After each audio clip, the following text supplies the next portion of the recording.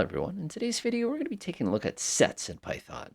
Sets are interesting, very, very interesting. They're basically designed for one really specific purpose. And it's not to say you're never ever going to use them. It's just to say you're probably going to forget they're there. But let's go take a look at it anyway.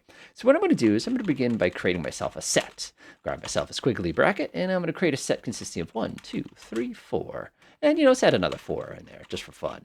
And then I'm going to come down here. I'll create myself a second set. Notice it looks very similar to dictionaries, except that you can notice very clearly that we're not utilizing anything special. We'll create it using the old-fashioned way. We'll do the set command, and we'll put a list in here. We'll do 4, 5, 6, 7, like that. Now, of course, PyCharm is going to scream at us saying, why are you using the set command? It says, don't do that. You don't need to. You can just use a squiggly bracket for it. And I need to show you the two different ways. So now that we've got our sets created here, you can see I've got 1, 2, 3, 4, 5 elements in that one. I've got 4 elements in this one.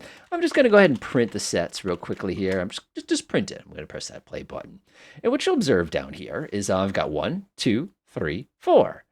Wait a minute. I did 1, 2, 3, 4, 4. What? Why did it delete that? Sets are unique. First of all, everything inside of a set is unordered. Second thing inside of a set, everything must be unique.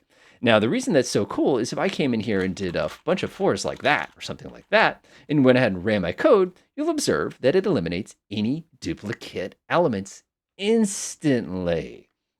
Now, you're sitting there going, oh, I think I know where you're going with this. Okay. Now, another thing I just said a few minutes ago was the fact that elements inside of a set have no order. So you're, of course, sitting here. I'm just going to use the index command. I'm going to do prints. I'll do nums1, and I'll say, give me item number 1. And, of course, you're going to run this. Prints is not a command, at least not today.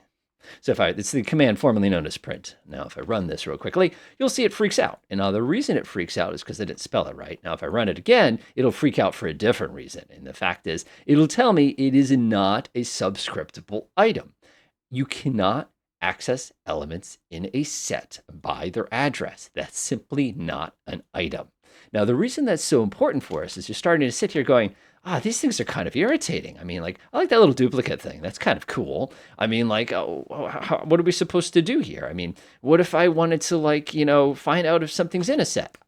You've discovered the real reason why sets are used. And that's because it's very, very quick and very optimized to determine if something is inside of a set.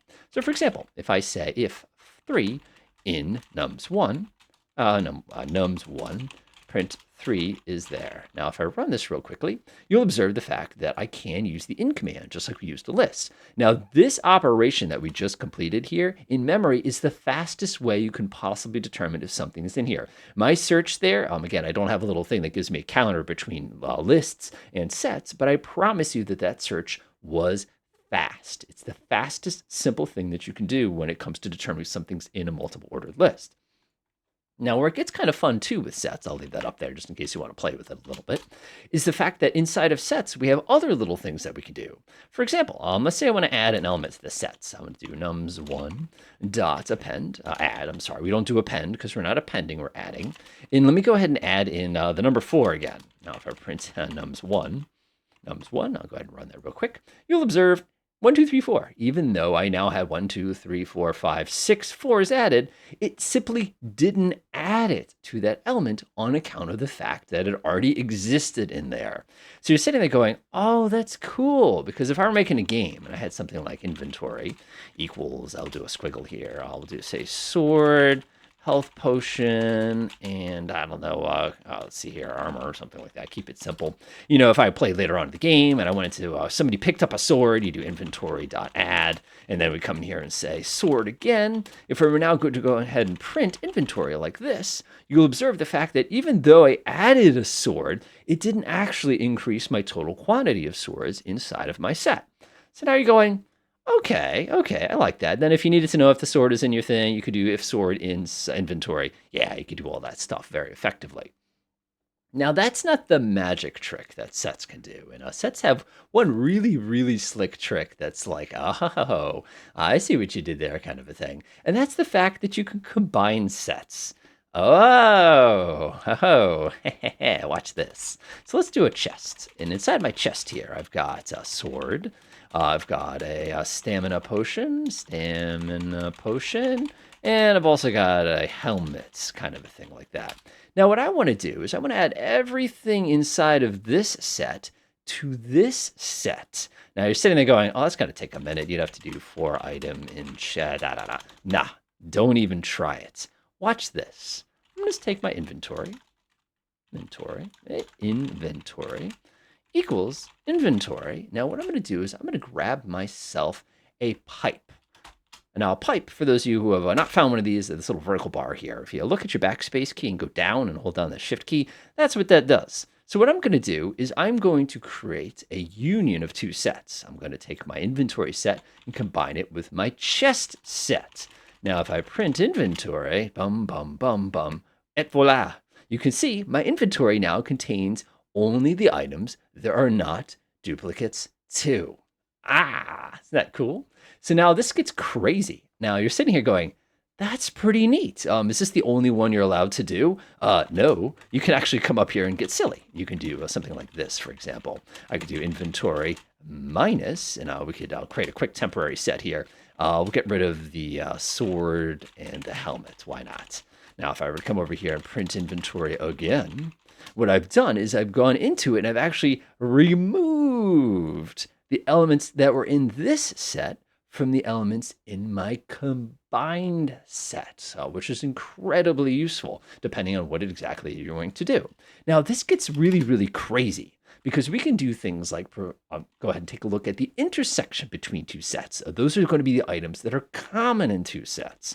So for example, if I do, remember my nums up top where I have my 1, 2, 3, 4 and my 4, 5, 6, 7, I can now get myself a list, or I should say a set of all the items that are the same in both of those. So for example, if I said nums 3 and I said nums 1, all I would do is and nums 2. And what this would do here is this would only go into both of these sets and return the items that are same. So if I print nums 3, I think you can expect exactly what number 4 we're going to be getting out of there on account of the fact that 4 is a value that was shared between the two elements. Now there's one more thing we can do with this, which is kind of fun. Now, symmetric difference is interesting. Symmetric difference is going to tell us what elements that we have in our two places that are different. Now, this is kind of cool. So let's go ahead and create nums 4 here. And I'm going to say nums 1. And I'm going to use a caret nums 2. I'll go ahead and now print nums 4 so you can see it kind of action. We've got a lot of sets going here. Now, if I run this, you will notice here that the only thing you see in the new set are the values that did not exist inside of both sets together. So as you can notice very clearly, since both sets contained the number 4, we have eliminated it here because it was present and only returned the values that were unique if you put both sets together. So as you can see, sets are kind of cool. They allow you to basically kind of do a little bit of quick stuff. They're really, really good for doing things when you want to have sort of like items inside of there, if you want to kind of grab the different components. Remember, they're unique, so you can never have duplicates inside of it. They're very, very fast. If you want to determine if something is inside of a set, it works great. And those fun little set operations are excellent ways to basically kind of go in and out and be able to modify it. Now, I know there's one more question you're wondering here. I've got my set. Everything's nice and sorted. I'm looking pretty good. Can I use it as a list, please? Well, watch this. Let's say I want to say num lists. I want to say a list, and I'm going to go ahead and type it nums 4. Whoa, helps if you do this one correctly. Now, if I print num list, you'll observe that my lovely set that did all of its fancy duplication, elimination, and all that is now a convenient and easy to use list in the event that you need to continue using it in that particular format for the rest of your program. Enjoy.